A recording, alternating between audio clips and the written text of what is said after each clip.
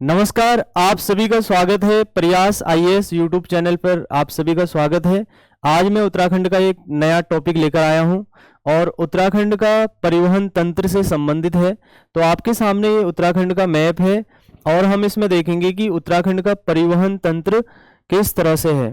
तो यहाँ देखते हैं उत्तराखंड में परिवहन तंत्र, कौन सा तंत्र? परिवहन तंत्र। देखिए तो उत्तराखंड में परिवहन तंत्र, इसके बारे में परिवहन तंत्र, चाहे हम उत्तराखंड में बात करें या कहीं भी, परिवहन तंत्र कितने तरह से हम परिवहन कर सकते हैं। तो स्थल मार्ग से परिवहन कर सकते हैं। किस मार्ग से? स्थल मार्ग से। और जल मार्ग से परिवहन किया जा सकता है और वायु मार्ग से परिवहन किया जा सकता है। अगर हम उत्तराखंड में देखें तो उत्तराखंड में स्थल और वायु मार्ग से परिवहन है। जैसे वायु मार्ग में आप देखेंगे कि यहाँ पे एयरपोर्ट हैं, 5 एयरपोर्ट हैं और उनके माध्यम से परिवहन किया जाता है। जल परिवहन का उत्तराखंड में कोई भी माध्यम नहीं है। अब स्थल परिवहन भी 2 तरह से किया जा सकता है और इसमें कौन कौन सा परिवहन आएगा? स्थल के अंतर्गत सड़क परिवहन इसमें आ सकता है। कौन सा परिवहन? सड़क परिवहन।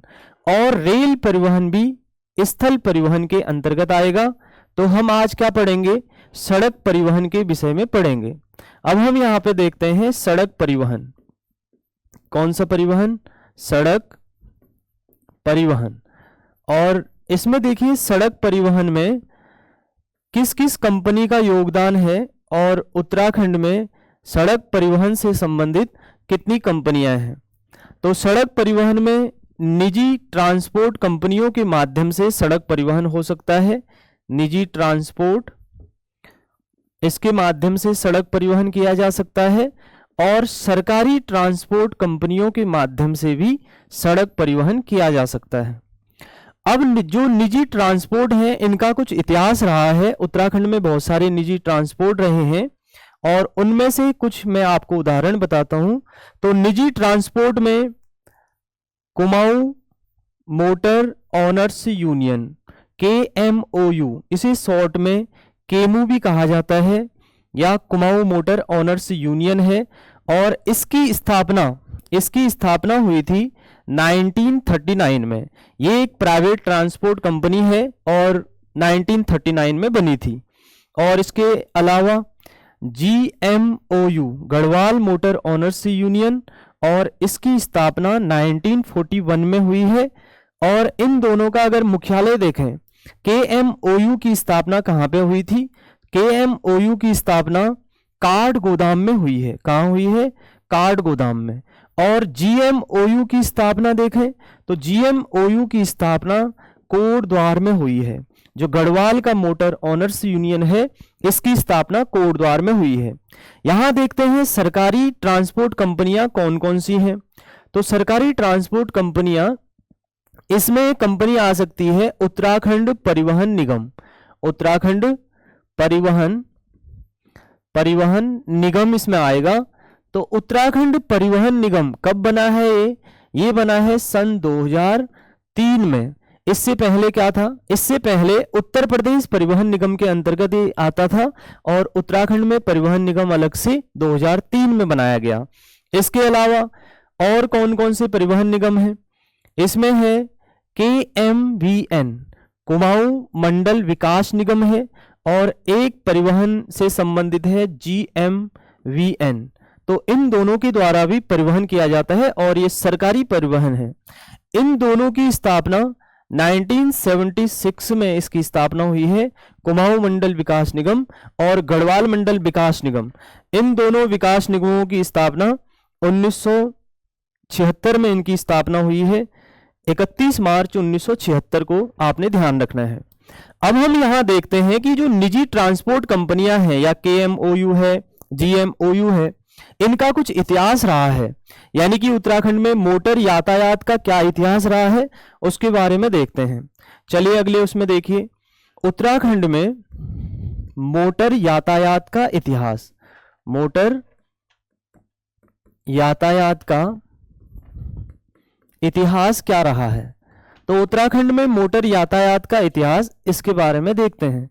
तो मोटर यातायात के इतिहास में सबसे पहले 1915 में नैनीताल और काठगोदाम के मध्य में, नैनीताल और काठगोदाम के मध्य में मोटर यातायात चली थी। क्या चली थी? मोटर यातायात प्रारंभ हुआ था। कहाँ? नैनीताल और काठगोदाम के बीच में। शुरुआत में यहाँ मोटर यातायात प्रारंभ हुआ था नैनीताल और काठगोदाम के बीच में, और उस समय गाड़ियों की जगह क्या चलती थी? लारियां चलती थी, और इनकी गति बहुत कम रहती थी। शुरुआत में यहाँ पे आई थी। और उसके बाद 1920 में मुंशी ललिता प्रसाद टमटा के द्वारा, मुंशी ललिता प्रसाद टमटा के द्वारा एक हिल मोटर ट्रांसपोर्ट कंपनी बनाई इन्होंने। कौन सी कंपनी बनाई? हिल मोटर ट्रांसपोर्ट कंपनी इन्होंने बनाई थी। और हिल मोटर ट्रांसपोर्ट कंपनी जब इन्होंने बनाई तो 1920 तक ये परिवहन आगे बढ़ गया। नैनीताल और काठगोदाम तो हमने देखा ही है, तो यहां से आगे पहुंच चुका था अल्मोड़ा, रानीखेत तक ये परिवहन पहुंच गया। अल्मोड़ा रानीखेत तक, मतलब मोटर यातायात कहां तक पहुंच चुका है? अल्मोड़ा रानीखेत। तो आपने इसमें देखा भी होगा, अल्मोड़ा अंग्रेज आया टैक्सी में, तो इस तरह से एक गाना भी है। तो अल्मोड़ा में जब अंग्रेज पहली बार टैक्सी में आता है तो उस समय ये गाना लोगों ने बना दिया कि अल्मोड़ा में अंग्रेज टैक्सी में आया है। तो ये प्रारंभ हुआ है 1920 में। अब इसके बाद देखते हैं, इसके 2 साल बाद 1922 में देवीलाल शाह एक व्यक्ति थे, देवीलाल शाह। और जो ये हिल मोटर ट्रांसपोर्ट कंपनी है, किसको दे दिया गया? ये जो हिल मोटर ट्रांसपोर्ट कंपनी आप देख रहे हैं, इसे किसे हस्तांतरित कर दिया गया? देवीलाल शाह को हस्तांतरित कर दिया गया। किसको हस्तांतरित कर दिया गया? देवीलाल शाह को। यानी कि अब ये कंपनी किसकी होगी? देवीलाल शाह की। अब इसके बाद देखते हैं इससे आगे का इतिहास क्या रहा है। अब 1939 में लगभग यहाँ पे बहुत सारी ट्रांसपोर्ट कंपनियां 1939 तक हो गई थी। तो कुमाऊं के बहुत सारे व्यक्ति हैं जिनके द्वारा, जिनमें गोविंद बल्लभ पंत इत्यादि हैं, उन्होंने एक सुझाव रखा कि हम एक कुमाऊं से संबंधित एक कंपनी बनाते हैं, और उन्होंने कुमाऊं मोटर ऑनर्स यूनियन का गठन किया। और इसका गठन किया था उन्होंने काठगोदाम में, और इसके क्षेत्रीय कार्यालय भी हैं रामनगर और टनकपुर में KMOU के क्षेत्रीय कार्यालय हैं। इस तरह से आपने इसको ध्यान रखना है। अब मोटर यातायात का ये परिवहन था उत्तराखंड में। अब हम इसके बाद देखते हैं कि उत्तराखंड में नेशनल हाईवे के बारे में, कि कितने नेशनल हाईवे हैं। तो उत्तराखंड में टोटल अभी वर्तमान में 21 नेशनल हाईवे हैं। यहाँ से किस तरह के क्वेश्चन आपसे पूछे जाते हैं, यहाँ देखिए। तो यहाँ से आपसे प्रश्न पूछा जा सकता है। पहला प्रश्न तो ये रहेगा कि कौन सा नेशनल हाईवे किस धाम में, 4 धामों में कौन कौन से नेशनल हाईवे हैं, इसके बारे में आपसे पूछा जा सकता है। तो आपको ये पता है कि सबसे पश्चिम में इधर बद्रीनाथ है, उसके बाद केदारनाथ, फिर यहाँ पे धाम आता है गंगोत्री, और उसके बाद यमुनोत्री धाम है। अगर हम सिर्फ इतनों में देखें तो यहाँ पे हम ध्यान रख सकते हैं कि कौन कौन से नेशनल हाईवे हैं इसमें। तो यहाँ पे बद्रीनाथ धाम में जो नेशनल हाईवे जाता है, इसका नाम है NH07 है। कौन सा है? NH07। अभी 07 से ही आप एक हाईवे अलग निकाल लेंगे, तो उसमें 1 लगा देंगे, केदारनाथ तक जाएगा, यानी कि ये हाईवे हो जाएगा NH नंबर 107। ठीक है। और कहां से कहां तक है, इसको अभी मैं मैप में आपको समझाऊंगा। देहरादून के पोंटा साहिब, जो पोंटा साहिब आसन बैराज वाला हिस्सा है, वहां से लेकर ये ऋषिकेश की तरफ आता है, देवप्रयाग होते हुए फिर यहां से बद्रीनाथ तक जाता है। और रुद्रप्रयाग से, कहां से? रुद्रप्रयाग से गौरीकुंड तक, यानी कि केदारनाथ से नीचे क्षेत्र है जो, वहां तक जो नेशनल हाईवे जाता है, ये 107 नंबर का नेशनल हाईवे है। अब गंगोत्री में कौन सा है? और यमुनोत्री में कौन सा नेशनल हाईवे है? तो पहले गंगोत्री का देख लेते हैं। यहाँ है हरिद्वार क्षेत्र, और हरिद्वार से लेकर, वैसे तो ये बाहरी क्षेत्र से आता है दिल्ली वगैरह से, और हरिद्वार से ऋषिकेश, ये वाला क्षेत्र आप ध्यान रखिए, ऋषिकेश, और ऋषिकेश के बाद चंबा वगैरह क्षेत्र से होते हुए और यहां से धरासू तक जाता है। कहां तक जाता है? धरासू क्षेत्र तक जाता है, और धरासू से गंगोत्री की ओर चला जाता है। इसका नाम क्या है? NH नंबर 34 है, 34 है। और इसी में देखते हैं कि NH 34 के बाद यमुनोत्री में कौन सा जाता है? तो यमुनोत्री में धरासू से यमुनोत्री की ओर जाता है, और ये कौन सा नेशनल हाईवे है? ये है NH 134। ठीक है। अगर आपसे पूछा जाता है चार धाम में कौन कौन से नेशनल हाईवे हैं, बद्रीनाथ धाम किस नेशनल हाईवे पर है? तो आपका आंसर होगा 07 पर, और केदारनाथ धाम 107 में हो जाएगा, गंगोत्री धाम 34 में हो जाएगा, और यमुनोत्री धाम 134 में है। इस तरह से आप चारों नेशनल हाईवे ध्यान रख सकते हैं। अब हम इसमें इस मैप में देखते हैं कि कौन कौन से उत्तराखंड में नेशनल हाईवे हैं। तो इस मैप में ध्यान से देखिए, पहले हम देखते हैं उत्तराखंड का सबसे लंबा नेशनल हाईवे। उत्तराखंड का सबसे लंबा नेशनल हाईवे है जिसकी लंबाई सबसे ज्यादा है। कहां पर? उत्तराखंड में। तो उत्तराखंड का सबसे लंबा है NH 07। कहां से कहां तक जाता है? ये पंजाब के फाजिलका क्षेत्र से आता है। कहां से आता है? पाकिस्तान बॉर्डर पर एक क्षेत्र है फाजिलका, तो फाजिलका से आता है। हमने सिर्फ उत्तराखंड में ध्यान रखना है। तो उत्तराखंड में कहां से कहां तक जाता है? यहाँ पे एक क्षेत्र है आसन बैराज। कौन सा क्षेत्र? आसन बैराज है। तो आप इसको ध्यान रख सकते हैं, देहरादून का आसन बैराज क्षेत्र। और इसके बाद कहां जाएगा? क्योंकि कई बार रूट पूछा जाता है, निम्न में से आ जाएगा ये क्षेत्र किस नेशनल हाईवे के अंतर्गत है, ऐसे पूछा जा सकता है।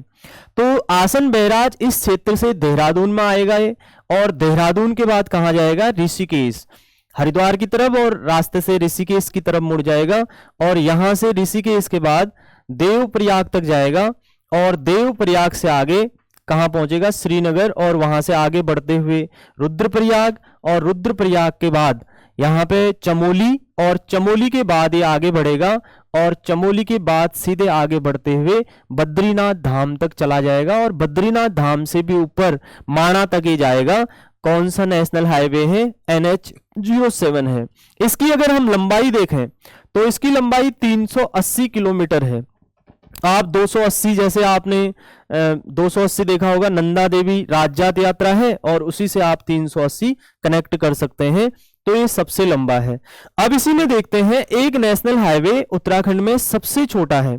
तो सबसे छोटा जो नेशनल हाईवे है, यहां आपको सितारगंज क्षेत्र दिखाई दे रहा है, और यहां से यूपी बॉर्डर तक है, और इसकी लंबाई 2.90 किलोमीटर, लगभग ये 3 किलोमीटर के आसपास ये नेशनल हाईवे है।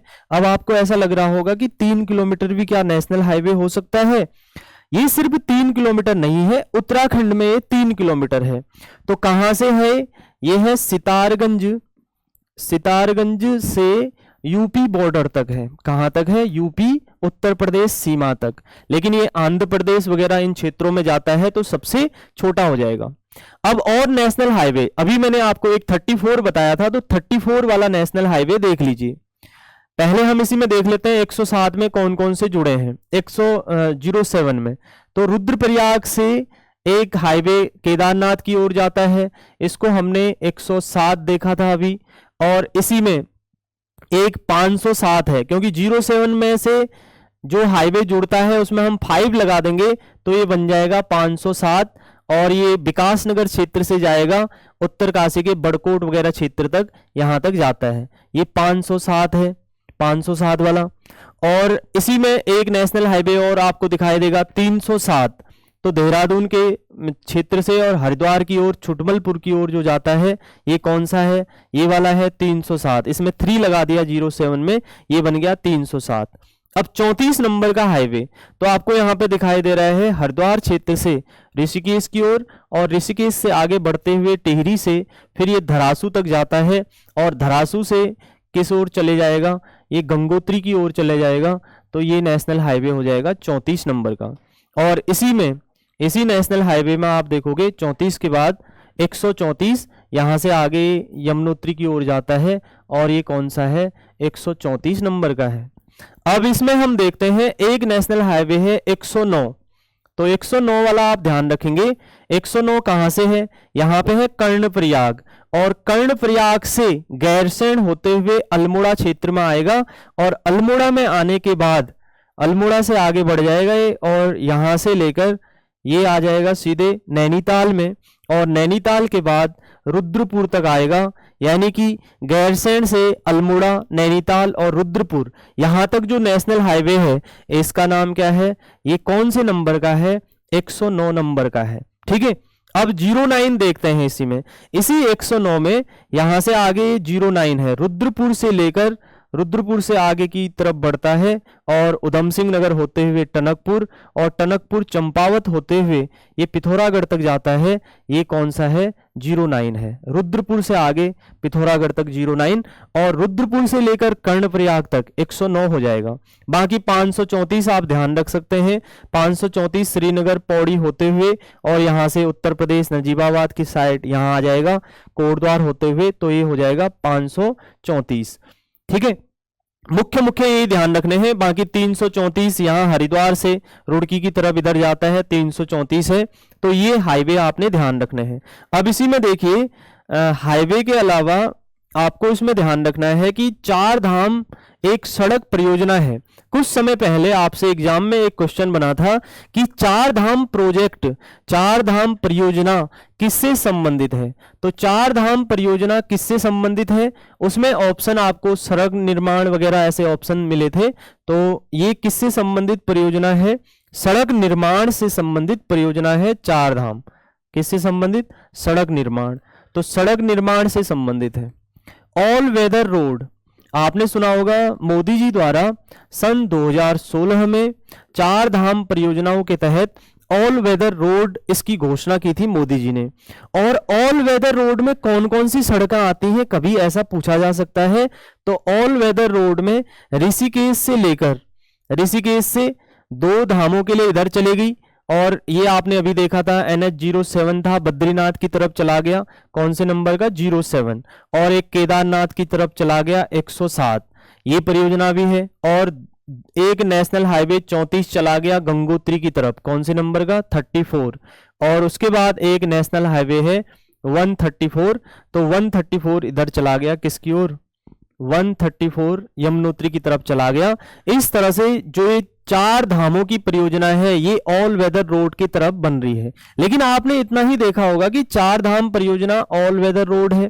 इसके अलावा भी अभी आपने ये देखा था टनकपुर से लेकर पिथौरागढ़ तक ये जो परियोजना है, यानी कि NH नंबर 09, ये भी चार धाम परियोजनाओं के अंतर्गत आता है। कभी पूछा जा सकता है चार धाम परियोजनाओं में कौन कौन सा सड़क निर्माण है, या ऑल वेदर रोड के तहत कौन कौन सी सड़क का निर्माण किया जा रहा है। चार धाम सड़क निर्माण और टनकपुर से लेकर पिथौरागढ़ तक के सड़क का निर्माण किया जा रहा है, इसको भी आपने समझना है। अब एक हाईलाइट है अभी बहुत ज्यादा और चर्चाओं में है कि 2026 तक इसे पूर्ण कर लिया जाएगा। तो ये क्या है, तो इसमें हम देखेंगे ऋषिकेश से कर्णप्रयाग तक गढ़वाल क्षेत्र में अभी तक एकमात्र रेल है, और वो गढ़वाल के दक्षिण में कोटद्वार में है। और अब बनने जा रही है एक ट्रेन, ऋषिकेश से कहां की ओर जा रही है, कर्णप्रयाग की ओर जा रही है। इसमें से कई सारे प्रश्न आपके एग्जाम में लगातार बने हैं। तो क्या क्या प्रश्न इसमें बन सकते हैं, तो पहला क्वेश्चन ये आ सकता है कि ऋषिकेश से जो कर्णप्रयाग तक रेलवे लाइन है, कर्णप्रयाग तक जाने वाली रेलवे लाइन, ये कब तक पूर्ण होगी। इसका टारगेट रखा था दिसंबर 2024 में रखा था, लेकिन लक्ष्य जो रखा था दिसंबर 2024 अभी जा चुका है, तो इसके लक्ष्य को आगे बढ़ा दिया गया है। अब इसे पूर्ण किया जाएगा 2026 तक, लेकिन आगे तक भी समय लग सकता है। इसमें ट्रैक बिछाने का कार्य प्रारंभ हो चुका है। इसकी लंबाई पूछी जाएगी, आपसे पूछा भी गया है एग्जाम में, ऋषिकेश कर्णप्रयाग रेलवे लाइन इसकी टोटल लंबाई कितनी है। तो इसकी कुल लंबाई 125 किलोमीटर है। कितने किलोमीटर? 125, 125.20, यानी कि आपका कहीं ऑप्शन में 126 भी लिखा होगा, ये भी आपने ध्यान रखना है। इसमें टोटल स्टेशन कितने हैं? एक तो ऋषिकेश स्टेशन है जो पहले से बना है, इसके अलावा 12 स्टेशन है। कितने स्टेशन है? 12। अब मैं उन स्टेशनों को आपको दिखाता हूं। अभी आपने देखा होगा एक प्रश्न पूछा गया था, इन स्टेशनों का क्रम से लगाइए इन्हें। तो क्रम से कैसे आप लगाएंगे? जब आपको पता होगा कि कौन सा स्टेशन पहले आएगा। तो ऋषिकेश स्टेशन है सबसे पहले, फिर उसके बाद जब आगे बढ़ते हैं मुनिकी रेती आता है जो टिहरी जनपद में है। कौन सा स्टेशन? मुनिकी रेती।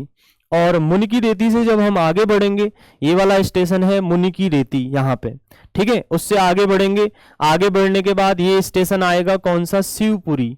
कौन सा स्टेशन? जो रिवर राफ्टिंग के लिए क्षेत्र प्रसिद्ध है, शिवपुरी टिहरी, ये वाला स्टेशन। फिर उससे थोड़ा आगे बढ़ते हैं, फिर ये वाला स्टेशन मंजिल गांव आएगा, और ये मंजिल गांव स्टेशन है, इसका नाम भी आपने ध्यान रखना है। मंजिल गांव शिवपुरी के बाद आएगा। और उसके बाद जब आगे बढ़ते हैं, साकनी स्टेशन ये आएगा अगला स्टेशन। उसके बाद अगला आता है देवप्रयाग। तो इसके बीच में आप ये तो समझते हैं कि मुनिकी रेती के बाद शिवपुरी आता है, लेकिन ये मंजिल गांव और साकनी ये वाला स्टेशन आपको पता नहीं होगा, तो इन दोनों को ध्यान रखना। फिर इसके बाद देवप्रयाग से आगे बढ़ते हैं तो कीर्तिनगर आता है। कौन सा स्टेशन? कीर्तिनगर स्टेशन है। कीर्तिनगर के बाद आएगा श्रीनगर स्टेशन, और श्रीनगर के बाद धारी स्टेशन, जहां धारी देवी मंदिर है, ये श्रीनगर के बाद वाला स्टेशन है, इसे भी आपने ध्यान रखना है। और इससे आगे जाते हैं, धारी से आगे फिर आएगा रुद्रप्रयाग वाला स्टेशन। कौन सा स्टेशन? Rudraprayag railway station. और यहां से जब आगे बढ़ेंगे तो घोलतीर स्टेशन है, और ये स्टेशन आएगा। फिर उसके बाद आएगा गोचर स्टेशन। गोचर के बाद कर्णप्रयाग स्टेशन आएगा। यहाँ पे लिखा भी हुआ है 125 किलोमीटर यहाँ तक दूरी हो जाएगी। तो क्या क्या बताया मैंने, दोबारा से इसको देख लीजिए। ऋषिकेश, और ऋषिकेश से जब हम आगे बढ़े, मुनिकी रेती, शिवपुरी, मंजिलगांव, साकनी, और उसके बाद देवप्रयाग, कीर्तिनगर, श्रीनगर और धारी, धारी के बाद रुद्रप्रयाग, घोलतीर और गोचर, ये चमोली में है गोचर, और कर्णप्रयाग चमोली तक ये रेलवे लाइन बिछेगी। और इस तरह से हमने इस रेलवे प्रोजेक्ट के बारे में भी ध्यान रखना है। इतना टॉपिक आपका था। इसके बाद हम अगला टॉपिक रखेंगे उत्तराखंड में रेलवे परियोजना से संबंधित। आज हमारी सड़क परियोजना से संबंधित टॉपिक था। इसी तरह से देखते रहिए। धन्यवाद।